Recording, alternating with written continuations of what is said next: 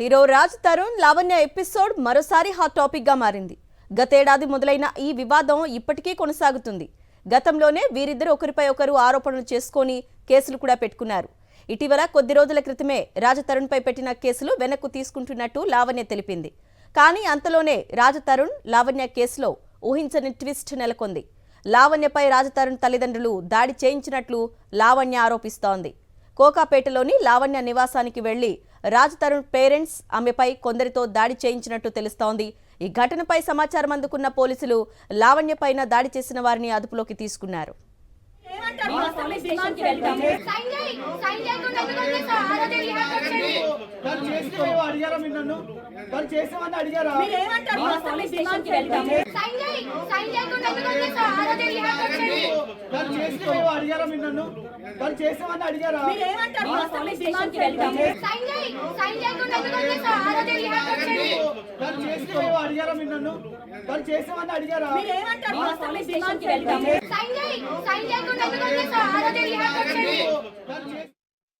అడగండి ఏం జరిగిందో, ఎంతమంది వచ్చారో వాళ్ళందరూ చూస్తున్నప్పుడు నా పొజిషన్ ఏంటి. దాడి జరిగిందని చెప్తున్నారు, మీరు కంప్లైంట్ ఫైల్ చేశారా? ఇప్పుడు వెళ్తున్నానండి, అక్కడికి వెళ్తున్నాను. మేడం ఏమైంది, అసలు ఏమైంది మేడం? అసలు ఎంతమంది వచ్చారు? 15 మంది దాడి చేశారు అని చెప్పి 12 మంది వచ్చారండి. వచ్చిన దానికి సాక్షులు ఉన్నారు, సాక్షులు అడగండి ఒకసారి. మరి అసలు ఏమైంది madam? Excuse me, please stop it. No, don't speak. Don't speak. All media people have to. అసలు ఏమైంది మేడం చెప్పండి. ప్లీజ్ అండి వదిలేయండి, లీగల్ గా ఏదుందో అదే యాక్షన్ తీసుకుంటాం. నా పైన దాడి జరిగింది, ఇవాళ అక్రమంగా అందరూ కలిసి వచ్చి రౌడీయిజం వాళ్ళు చేస్తున్నారు, నేను కాదు. చెప్పండి మేడం ఏమైంది చెప్పండి. కాదండి, ఒకసారి నా పైన దాడి ఎలా జరిగిందండి చెప్పండి. ఏమైంది మేడం ఒకసారి చెప్పండి ప్లీజ్ అండి. దాడి చేశారు, దాడి చేసి ఇంటి కోసం మాత్రమే అంత ప్లాన్ చేసుకొని పకడ్బందీగా వచ్చారు. ఏమేమి చేశారు మేడం ఇంట్లో? అన్ని సామాన్లన్నీ పగలు కొట్టేశారండి, సీసీ కెమెరాస్ పగలు కొట్టేశారు, ఫోన్స్ తీసుకొని వెళ్ళిపోయారు. ఇది మాత్రం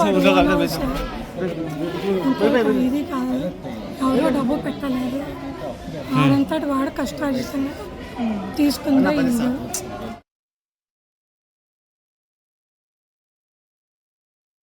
రైట్, రాజ్ తరుణ్ లావణ్య కేసు ఇప్పుడల్లా కొలిక్కి వచ్చేలా లేదు. కేసులు వాపసు తీసుకున్నా కూడాను రాజ్ తరుణ్ పేరెంట్స్ తనపై దాడి చేశారంటున్నారు లావణ్య. మరి దీనిపై పోలీసులు ఏం చెప్తున్నారు? మా ప్రతినిధి అమరేందర్ అందిస్తారు. అమరేందర్.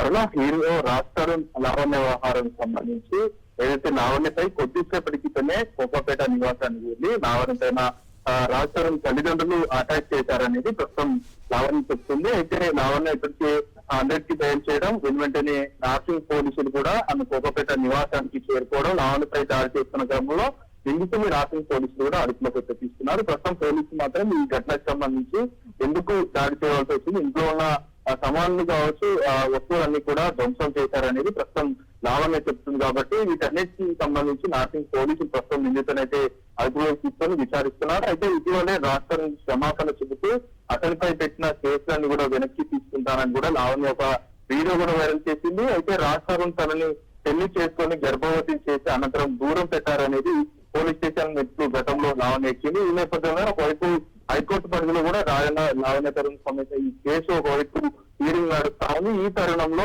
ఇలాంటి లావణ్య పైన అంటే దాడి జరగడాన్ని పూర్తిగా లావణ్య ఖండిస్తా ఉంది. కావాలనే లావణ్య పైన రాజ్ తరుణ్ తల్లిదండ్రులు దాడి చేయించారనేది ప్రస్తుతం ఆరోపిస్తుంది. మరి ఈ అతను నిందితుడు ఎందుకు అరెస్ట్ చేయాల్సింది ఉన్న లావణ్యకు ఆ నిందితుడి మధ్య పర్సనల్ విభేదాలు ఉన్నాయన్న కోణంలో ఒకవైపు అయితే విచారిస్తున్న పరిస్థితులు అయితే ఉన్నాయి. Okay Amarender, thank you.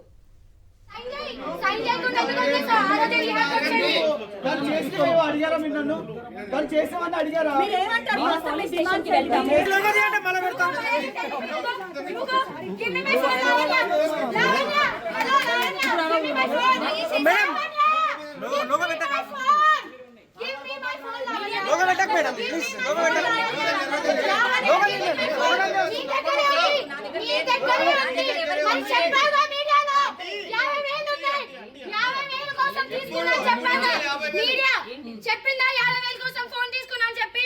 ఇప్పుడు ఫోన్ అడిగితే లేదని చెప్తుంది. ఏది ఫోన్ ఇవ్వమని చెప్పండి, ఇప్పుడు 50,000 ఇస్తా ఫోన్ చేయమని చెప్పు. దయచేసి పోలీస్ స్టేషన్ కి వెళ్దాం. పొద్దున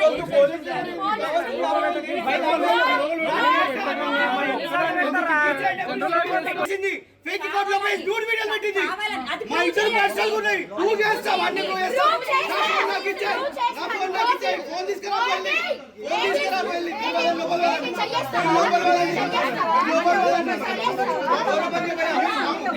లోపల వెళ్ళండి. లోపల వెళ్ళండి. స్టేషన్ కి వెళ్ళాలి. ఫోన్ తీసుకుంటే స్టేషన్ కి వెళ్ళాలి.